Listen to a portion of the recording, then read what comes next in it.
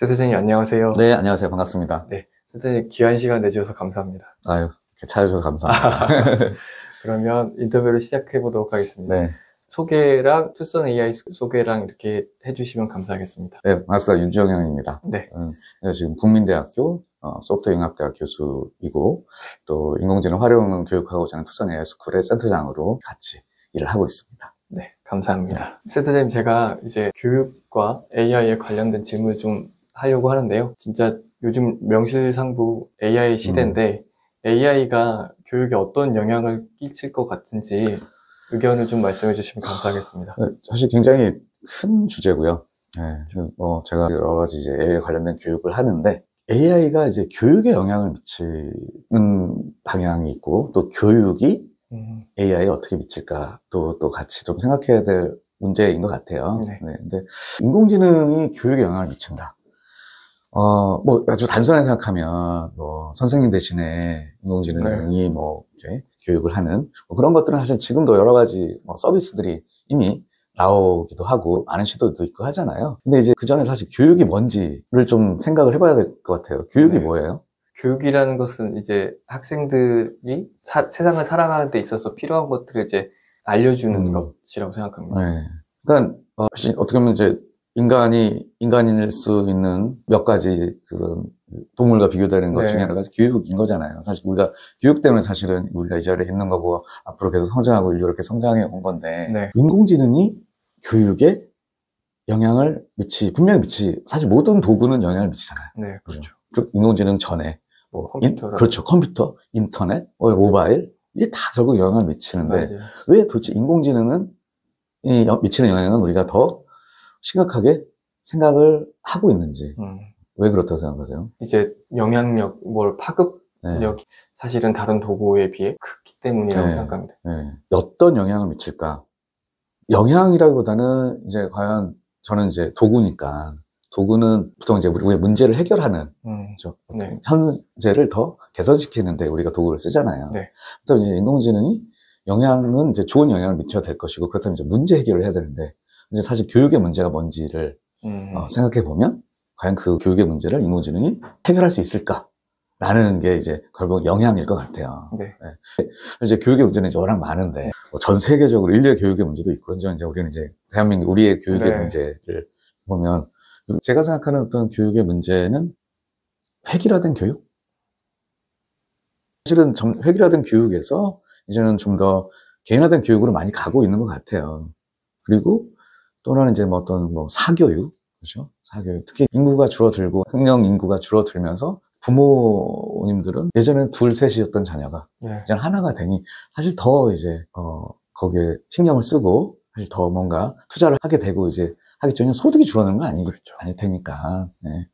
그렇다면 사실 교육에 대한 어떤 부모의 어떤 사회적인 그런 교육 수준에 대한 요구 기준은 높아지고 있다고 생각을 해요.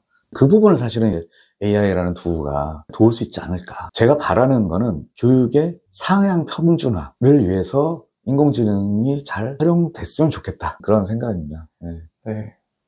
말씀하신 것처럼 기술이 워낙 발전을 많이 하다 보니까 이제 개인 교사 역할을 이제 챗GPT나 여러 AI가 할 가능성이 높아짐으로써 이제 교육의 질이 조금 상향 평준화되고 좀 평등화될 수 있는 그런 세상이 열릴 가능성이 크고 그렇게 됐으면 좋겠습니다. 그쪽으로 더 뭔가 연구하고 개발하고 서비스도 만들어내고 이제 그렇게 가야지 나오겠죠. 그래서 그런 방향으로 잘 갔으면 좋겠습니다. 아무튼 엄청 큰 질문이었는데 그 답변 감사합니다. 그리고 이제 두 번째 질문에 대해서 얘기를 나눠보고 싶은데요. 이제 센터장님이 저번에 저한테 이제 AI 2041이라는 책을 추천해 주셔서 제가 너무 재밌게 봤는데 거기 이제 10가지의 이제 미래 사회가 나옵니다. 이제 다 AI와 관련돼 있어요. 이제 배경이 재밌게도 이 쌍둥이 참새라는 챕터의 배경은 한국입니다. 맞아요. 교육 관련된 이야기이기 때문에 한국을 이제 배경으로 잡은 것 같은데 굉장히 작가가 똑똑하다는 생각이 들어요. 그래서 이제 쌍둥이가 있는데 그 아이들에게 개인화된 AI 선생님이 붙죠. 그러니까 가르치기만 한 게 아니라 24시간 어찌 보면 비서처럼 거의 아이언맨에 나온 자비스처럼 하고 그 아이의 특성에 맞춰서 그 두 인공지능이 너무나 다르게 같이 성장을 하는 AI조차도 아이의 데이터를 바탕으로 네. AI도 같이 성장을. 근데 이제 그런 이제 AI가 교육에 접목되는 게 이 소설에선 2041년으로 예상을 한 것 같지만 네. 사실은 굉장히 지금 여러 기술들이 빠르게 발전하고 있는 것 같습니다. 네. 그래서 네. 이런 기술이 실현이 될 것 같으신지 아니면 뭐 장점이나 단점은 그렇죠. 어떻게 생각하시는지. 네. 재밌어요. 네. 그 에피소드의 결론이 네. 어떻게 나죠? 결론은 이제 둘이 만나가지고, 네. 그러니까 이제 뭘 비난한다기보다는 이 기술이 그래도 이 아이들을 다시 또 만나게 해준다.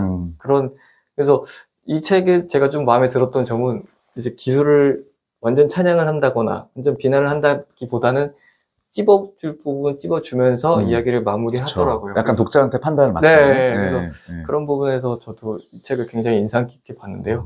아무튼 그 에피소드 재밌어요. 이름도 뭐 은빛잔색, 금빛잔색. 네, 은빛잔색. 네.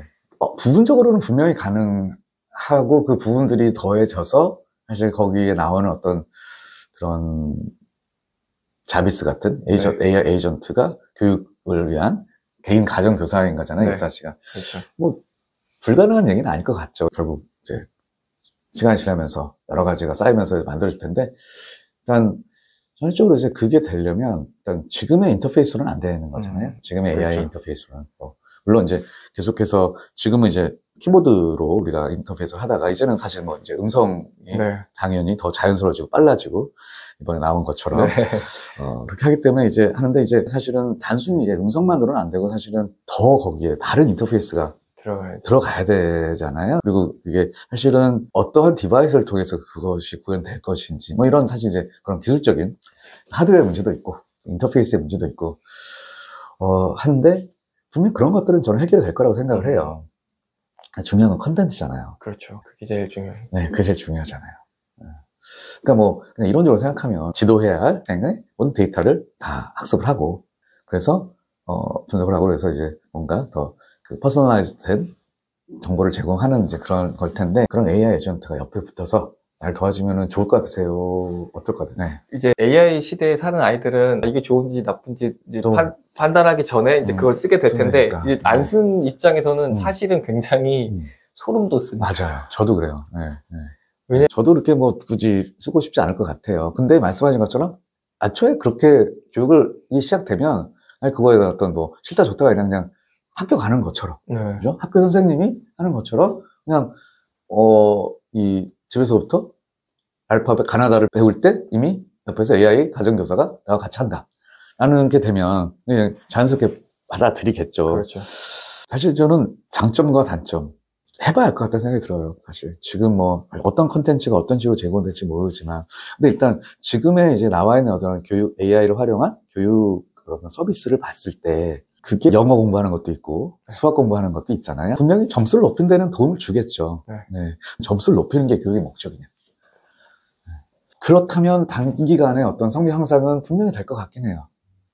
내가 문제를 푸는데 또는 공부를 하는데 옆에서 대화형 AI가 계속해서 나를 이렇게 좋은 자극을 주면서 집중하게 하고 이런 거 가능할 거잖아요. 그래서 그런 쪽으로는 좋을 것 같고, 저는 이제 컨텐츠가 결국 사람이 만들 거기 때문에 어떻게 잘 정제된 컨텐츠가 교육에 쓰이냐 관건이 될 것 같다는 생각이 들어요.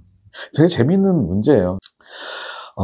이제 앞으로 어떻게 전개될지 분명히 그러한 요구가 있을 것이고, 또 그런 거를 실현하고자 하는 어떤 새로운 뭐 스타트업이 될 수도 있고, 실제로 지금 여러 다양한 어떤 교육 그 기관, 교육 업체에서 AI를 도입해서 뭔가를 서비스를 제공하려고 하잖아요. 그런 것들이 이제 하다 보면 나올 건데, 그 2041년일지, 2030년일지 모르지만, 근데 저는 이제 우려가 되는 거는 과연 이게 상향 평준화를 이룰 수 있을 걸까?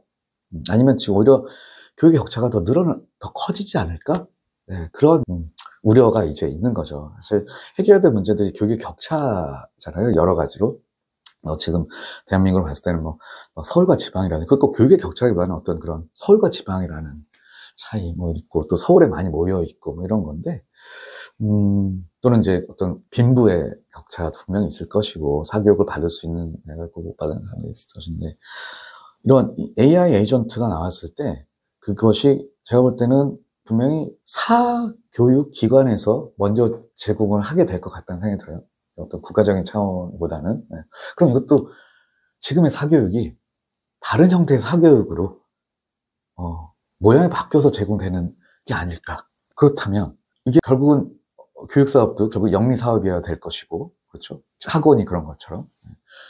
좋은 컨텐츠, 좋은 학습 모델, 뭐 이런 것들, 많은 데이터를 가지고 서비스를 출시하면 퀄리티가 좋을 것이고, 그 서비스는 비쌀 거거든요. 그렇죠. 네, 그냥 일반적으로 생각하면. 그 비싼 거를 돈을 지불하고, 자신의 아이들한테 그 서비스를 주는 가정은 당연히 그러한 능력이 있어야 될 것이고, 그렇지 않은 것은 그보다는 조금 더, 질이 조금 낮은, 그게 질이라고 표현해가 좀 애매할 수도 있지만, 그렇다면, 결국은 다시금, 지금의 사교육 문제가 그냥 그쪽으로 옮겨가는 게 아닐까? 그런 이제 우려가. 맞습니다. 그렇다고 그러면 이건 사교육이 아니라 나라에서 공교육으로 이걸 다 하겠다. 사실 그거는 지금도 똑같은 상황이거든요, 그거는. 네. 그래서, 과연 AI 에이전트, AI 가정교사가 분명히 기술적으로 또는 시대적인 요구, 이런 거, 상황적으로, 지금도 선생님도 부족하고, 또, 이것처럼 자연스럽게 인공지능을 활용해서 방안을 타개를 하려고 할 텐데, 그렇다고 이게 지금의 어떤 교육의 문제가 해결될까라는 이제 그런. 맞습니다. 네. 사실 이 질문이 답 딱 나오기가 너무 어려운 데다가, 이제 말씀해주신 것처럼 지금 이미 이제 사기업들에서는 유명 강사분들 자료나 이런 걸 활용한 이제 그런 AI 만드는 곳도 있는 걸로 알고 있는데, 말씀하신 대로 이제 그런 걸 또 팔게 되면 사는 사람, 못 사는 사람 또 나눠질 것이고, 그래서 이제 AI 그 에이전트 시대가 오긴 올 것 같고, 이제 기술적인 부분은 해결이 될 것 같은데, 그게 어떻게 사회에 잘 적용되느냐가 중요할 것 같습니다. 네, 저는 그래서 이 논의가 굉장히 필요하다고 생각을 해요. 네. 그러니까 사실 그런 일이 일어날지 안 일어날지, 우려를 하면 그 우려를 해소하기 위해서 우리가 뭔가 같이 얘기하고 방안을 찾고 할 수 있는 거잖아요. 근데 전혀 그런 우려를 하지 않는다면 그냥 이렇게 나와버리면 다시금 그냥 같은 문제가 반복되는. 그리고 만약에 AI로 인해서 그 문제가 반복된다고 하면 그 문제는 훨씬 집약적이고 훨씬 풀기 어려운 그쵸. 문제일 것 같아요. 그거는 이제 확산이 커지니까. 네, 이게 파급력이 아예 달라요. 그래서 이런 인터뷰도 하는 것도 이제 이런 고민을 충분히 해봐야 되는데 기술이 너무 빨리 앞서 나가고 있기 때문에 이런 시간을 한번 가져보고 싶었고, 답은 나오진 않더라도 한번 담론을 이렇게 해본다는 것 자체가 의미가 있는 것 같아요. 일단 이런 기술은 발전할 것이고 시대적인 걸 우리가 막을 수는 없는 거고, 그래서 이러한 그 교육에서 분명히 지금 사실 인공지능이 활용하려고 하는 분야가 의료, 교육 이쪽 정말 좀 더 세부적으로 이제 정말 많은 분들이 관심을 갖고 해야지 조금이라도 그런 부작용이 줄어들 수 있을 것 같고, 또 사실 요즘 챗GPT 많이 쓰지만 사실 챗GPT 오픈AI 가이드라인은 13세는 사용 금지예요. 법으로 막을 수는 없지만 어쨌든 가이드라인은 그거잖아요. 네. 그래서 그리고 또 실제로 이제 중고등학생한테 이제 그런 챗GPT를 활용한 교육을 하시는 분 얘기를 들어보면 프롬프트를 만들어내는 능력이 또는 사고의 방향이 우리가 다르기 때문에 어떻게 보면 그 프롬프트 해킹이라고 하는 것들을 자연스럽게 해낼 수 있거든요. 이게 다르기 때문에. 우리는 기성세대는 생각하지 못했던 것들이 바로바로 나오기 때문에 사실 이러한 것들을 사람 가정교사는 그거를 바로바로 대처하고, 어떤 자신의 이성과 윤리 기준을 할 수 있지만 이런 것들이 제대로 잡히지 않은 AI 가정교사가 했을 때 나올 수 있는 폐해들. 를 사실 지금 어떤 그런 이 프롬프트를 활용하는 능력을 보면 이거는 기성세대가 예상할 수 없는 것들이 너무 많을 수밖에 없다는 생각이 들어요. 한상기 박사님은 그런 얘기도 하시더라고요. 이 AI 교사가 생기면 능력이 너무 출중하기 때문에 관계성도 또 고민을 해봐야 된다. 그러니까 학생들이 이 AI를 선생님으로 대우할지. 그쵸. 어떻게, 그건 사회적인 문제가 또 발생. 우리 지금 핸드폰은 그냥 기계 수준이지만 이제 그렇게 AI가 발전하게 되면 사실은 고민해야 되고 그런 부분이 많다고 생각합니다. 좀 말하자면 이걸 어떻게 인지할 건지, 어떻게 대우해야 되는지. 지금의 그래도 선생님에 대해서 어떤 존경이라는 것이 해야 된다는 게 있는데, 근데 이제 이게 기계로 바뀐다? 그러니까 사실은 이제 결국은 이게 선생님을 대체하는 거는 그래서도 안 되고 그럴 수도 없을 것이고, 사실 이건 선생님이 활용을 해야 되는 것이잖아요. 그래서 사실 그 AI 2041에 있는 그 에피소드는 굉장히 정말 네. 네, 좀 극단적으로 나간 네. 것이기 때문에 네. 알겠습니다. 그래서 아무튼 그런 AI가 발전 속도 너무 빠르기 때문에 이런 가이드라인이나 담론조차 없고 그냥 기술에 관련된 뉴스만 쌓이고 쌓이면서도 지금 너무 큰 흐름이 네. 바꿀 수 없는 흐름이 가고 있기 때문에 이런 얘기를 한번 해보고 싶었고요. 네. 그 다음 질문으로 넘어가 보겠습니다. 이제 GPT-4 옴니가 나왔습니다. 그래서 정말 또 전 세계가 또 뒤집어졌는데 네. 영화 허를 제가 몇 년 전에 봤었는데 네. 네. 그 주인공이 이제 기계랑 사랑을 나누고 모든 장면을 보여주고 감정적인 소통도 하고 그런 게 나왔는데 그때는 너무 먼 이야기였어요. 근데 이제 옴니가 나오면서 그 영화가 대놓고 같이 언급되면서 시연 장면들을 보니까 그냥 화면으로 뭐 사과랑 바나나도 보여주면서 이거 스페인어로 뭐야 물어보니까 바로 얘기해주고 이제 수학도 바로바로 선생님 좀 풀어주고 이런 시연 장면이 이제 공개가 됐는데 앞선 질문이랑 좀 연관이 되겠습니다만 이런 게 교육에 어떤 영향을 미칠지 네. 말씀해 주시면 그러니까요. 감사하겠습니다. 방금 우리가 사실 그 전에 얘기했던 AI 에이전트의 어떤 지금 약간 프로토타입 같은 게 네, 되는 거잖아요. 나와버렸습니다. 그 옴니가 나왔지만 사실 그 전에 이미 그 비슷하게 이제 사실 그 대화형으로 음성 인식을 해서 하는 게 파이 AI라고 있어요. 혹시 써보셨나요? 아, 써보지는 못한 네. 것 같습니다. 파이 AI는 이제 그 인펙션 AI라는 회사에서 만든 네. 이제 서비스인데, 그는 기본적으로 이제 음성 모드고요. 그리고 그 사실 인펙션 AI를 만든 그 분 한 명이 그 무스타파 슬레이만, 그래서 구글 딥마인드 만든 분이 이제 나와서 여러분이 같이 만든 건데, 사실 저는 그걸 보면서 이미 허를 실현을 하려는 그러한 시도로 보였고요. 사실 목소리도 되게 비슷해요. 네. 네, 되게 비슷하고. 근데 이제 그건 정말 대화형이에요. 어떤 지식을 전달하는 것보다는 정말 이렇게 그냥 서로 친구끼리 얘기하는. 네. 네. 그래서 파이 AI의 특징은 내가 질문을 던지면 대답을 하고 그 다음에 다시 나한테 질문을 해요. 그래서 계속 대화를 이어나가는 그러한 형태인데, 그 이제 파이 AI가 사실 이제 국내에는 많이 쓰이지 않은 게 이제 아직 한국말을 못해요. 네, 영어로만 하기 때문에. 그러면 이제 지금 이제 GPT-4 옴니는 한국말로 뭐 약간 그 교포하는 것처럼 하잖아요. 이미지로 다 인식해서 사실 그걸 다 말로 풀어주고 이런 것들이 있어서 재미있는데, 이게 글쎄 교육에 어떤 영향을 미칠까? 여기서 그러니까 교육을 좀 들으면 약간 뭐 고등학교 교육 이렇게 말하면 어떤 교육일까요? 이제 생성형 AI를 교실에서 지금 사용을 이미 시작을 하신 것 같고 이제 학생들 입장에서는 이 생성형 AI를 이미 교실에서 쓰고 있는데 이렇게 화면을 볼 수 있고 이런 걸 통해서 이제 코로나 때 원격 수업도 있었고 그래서 그런 부분에서도 좀 영향을 좀 줄 수 있지 않을까 이런 생각이 들었습니다. 네. 일단 사실 교실에서 지금 제가 실제 중고등학교 교실에서 이거를 사실 어떻게 학생들이 쓸지는 좀 더 두고 봐야 되지 않을까라는 생각이 들어요. GPT-4 옴니가 대단한 어떤 교육의 변화를 가져올 것이다라고는 모르겠지만, 근데 이제 뭐 이런 거 있겠죠. 뭐 수능 문제를 풀 때 그 써서 보여주고 이거 좀 풀어줘 뭐 이럴 수 있는 거잖아요. 사실은 제가 가져온 질문들이 굉장히 사실 어려운 질문들이고 이거는 이제 답을 누가 정확히 알기가 어려운, 왜냐면 너무 상황이 빠르게 변하고 있고 큰 영향을 미치고 있기 때문에. 근데 이제 생각을 해볼 가치가 충분한 주제라고 생각해요. 왜냐면 이 기술에 대해서 아는 사람들 별로 없고요. 지금 그냥 뉴스나 이런 걸 통해서 들어보신 분도 있지만 쓸 줄 모르시는 분도 많은데 이제 적용이 되고 있고 이제 아이들도 많이 이제 쓰게 될 상황이 옵니다. 그래서 제가 감히 생각해 보기로는 큰 혼란이 올 수도 있겠다.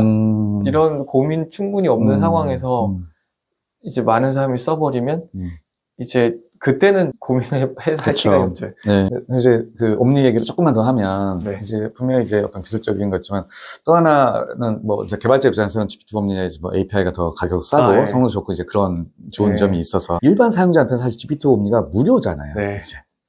그게 사실 이제 교육의 영향도 분명히 그게 있을 것 같아요. 지금까지 사실 GPT-4는 첫 GPT-4는 이제 유료 사용자. 사실 학생들이 그거를 쓰는 부모들이 뭐 한 달에 20불, 3만 원, 2만 5천 원 주고서 쓰게 하지는 않을 거거든요. 그죠? 근데 이제 무료란 말이죠. 무료의 앱을 쓰면서 다 이미지 인식과 뭐 이런 다 가능하게 해져 버리면 분명히 이제 보편화될 것이고, 그러면 학생들의, 청소년들의 그 창의력으로 다양한 활용 방법을 이제 찾아낼 거예요. 네, 맞습니다. 그래서 분명히 영향은 교육이라기보다는 청소년의 어떤 그런 그 일상에, 당연히 교육이 포함된 일상이겠죠. 분명히 영향이 있겠죠. 클 것 같습니다. 네. 그게 어떤 식으로 갈지는 네, 진짜 아무래도 모르죠. 진짜 네. 큰 변화가 있을 것 네. 같습니다. 아무튼